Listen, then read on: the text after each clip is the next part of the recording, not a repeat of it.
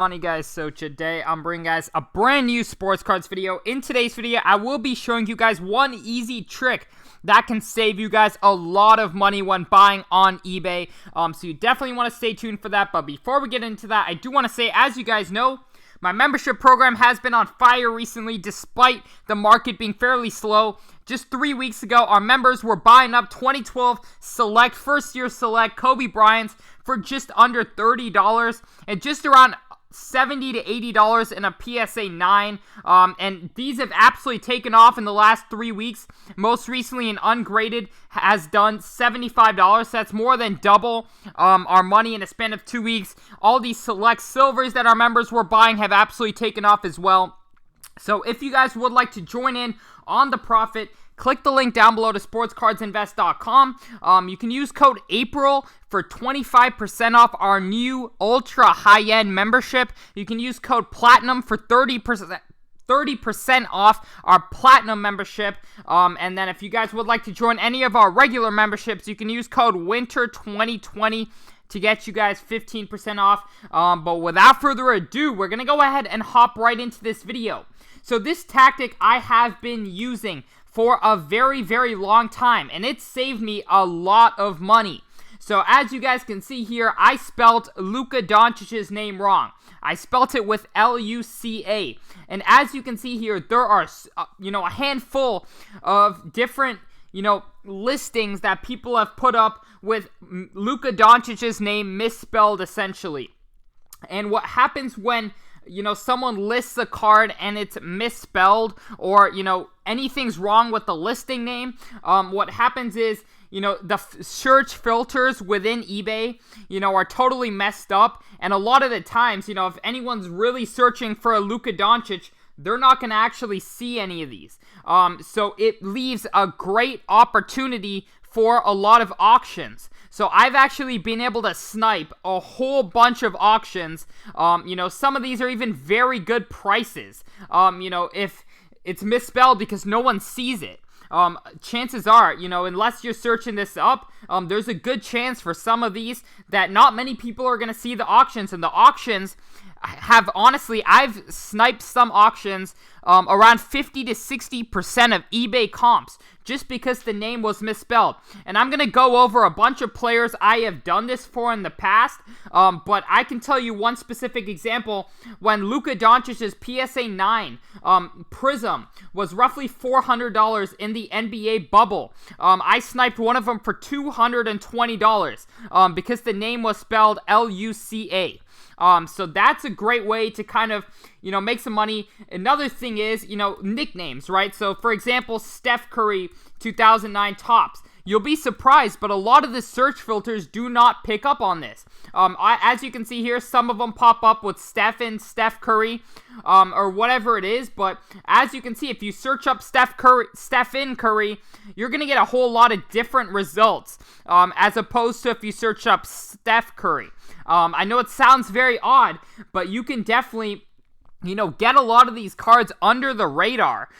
If you do search up these alternative different names, a lot of players whose names are misspelled very commonly, or just, nicknames, right? I've done this quite a lot with Giannis as well. People butcher his name a lot. So for example, you see all kinds of different, names, but I've seen, Giannis Acumpo. I've seen a bunch of different ways people have tried to spell Giannis's name, and it won't search up in search filters. So if you get it, if you start bidding on a card to where Giannis's name is misspelled, it can do, well under market price if, people don't find it. So I definitely recommend, trying this out. I'm not saying it's something to rely on. I'm not saying it's something that's going to make you an absolute killing. But if you're anyways buying a card, you can often save at least 25 to 30% if you do, for example, see a listing to where, it's being hidden from a lot of people, essentially. So I definitely recommend doing this. There's a bunch of different ways that people mess up listings. I know it's a little bit tough, but these are some of the kind of common ones that I've realized. So Steph Curry, of course, Luka Doncic, just a bunch of these. Even when when people don't type in their last name, that can honestly, make a little bit of a difference sometimes. I know eBay has been a lot better recently with their search filters, but in general, you can still find these, hidden gems to where people on eBay are simply not seeing a card because the listing is misspelled or mistyped, or some people will post. I've even had people post optic hollows as normal optics if they don't know exactly. Say if you're, just figured out that this card is worth money, you find it in your basement, you may not realize the difference. And a lot of people, post up an optic hollow as simply an optic. Or they'll post it up, as an optic, and it'll actually be an optic hollow. And you can make some good money with that. So it's definitely something that I would say is worth trying out.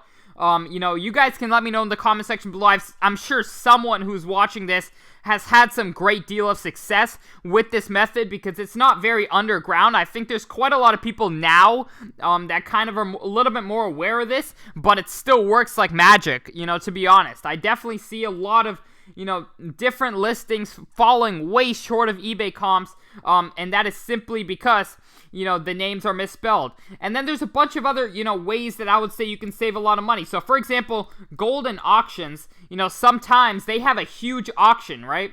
And there's just, hundreds of different insane cards, and you can go to the end of the auction, and there's stuff that sells for just, under comps, way under comps. And, of course, these are the auctions that are going to do the most. They're going to get the most attention. But if you essentially go to 100 lots per page, 100 lots per page, and then you can go to, say, the 27th page. So this would be the last page.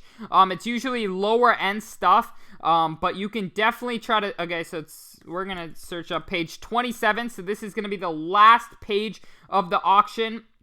And a lot of these get no attention. Of course, this is not specifically a card I'd suggest going for, but we're going to go to page 26, for example. But often you're going to find a lot of hidden gems on these end pages where people just simply, there's so much buying power in the auction, but it's all going towards the first few pages, for example. And a lot of these cards get hardly any attention. And therefore they can fall short of eBay prices. Very often I'm seeing golden prices fall way short of eBay prices, but for the high-end stuff, it's doing way above eBay prices. So it's definitely, an interesting kind of way to, try to get deals under market, because of course right now that's kind of where the money is. At least I've realized. Of course, investing's always going to be smart, but quick flipping there's nothing wrong with it, right? It's free money essentially. If you are able to snipe one of these way under eBay price, just sell it at eBay comps and make a good 30%. So as you can see here, there's a lot of, of course, there's still 17 days left on the auction, but a lot of these are just not receiving much attention at all. So I would highly suggest that, you take a look at that. I definitely think there's just, overall, I think the eBay way works a lot more consistently, just because golden, you have to be very careful. A lot of this is lower population stuff to where it may not be selling much on eBay, and now golden is becoming a place where people are pulling out comps from, but in general, I think this is another place. If you're looking to buy a card, this is a great place to kind of check for lower end stuff. Not like lower end, but say, $1,000 to $2,000 cards, which is lower end for golden auctions. You can find a lot of good deals on there.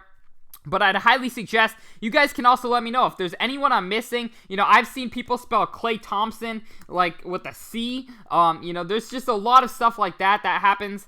So I would definitely suggest, let me know down below, like, if there's other different names that I'm missing out on, that are commonly used on eBay that people kind of misspell. I know Clay I've seen before. I doesn't look like, so as you can see here, this guy listed his parallel from Clay's third year as, Clay Thompson with the C. So this would all likely not be seen by anyone.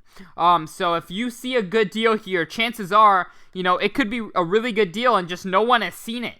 So I highly suggest checking this stuff out. But thank you guys so much for watching. I hope this helps someone out. Let me know down below what some other players' names are, what some other, different tactics you guys use to get cards under market, little hidden gem tricks that you guys can share. But thank you guys so much for watching. And other than that, I'm out. Peace.